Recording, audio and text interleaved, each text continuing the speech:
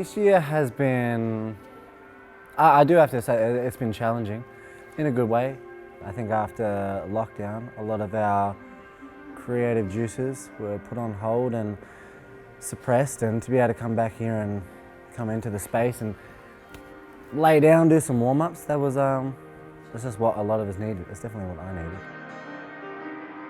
I was surprised, I think, by how easy it was to just be accepted and be included in such a magical thing, and how like you walk into the room and it's like you're an MTC, you're in the program, and I was expecting there to be some kind of pretense to that, or some kind of condition of like, you need to be an actor, you need to do this thing, you need to be this, but to be able to just walk in here and just be me.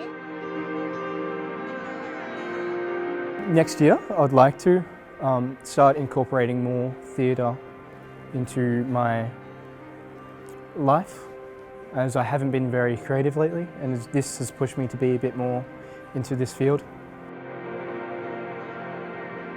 We've worked with heaps of guest artists. Just this week we worked with Wylie, and it's been absolutely amazing what she brings to the table, her energy, her real life experience of just being around, and you know that she's a genuine person and she really does want to build and uplift younger people, especially these First Nations artists.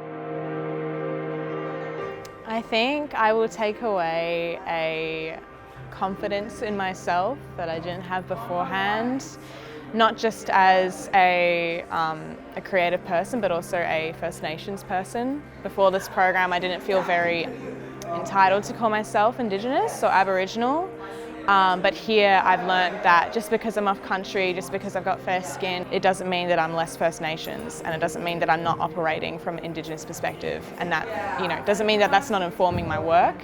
And also, yeah, just that confidence in being a creative, and that there's a space for me. The word I would describe for this program is deadly, because we're all here in a mob. We're all different people, got different stories to tell.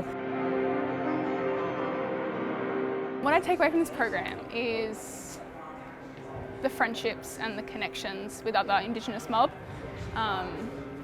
You don't get that very often, and that is definitely the biggest part of it.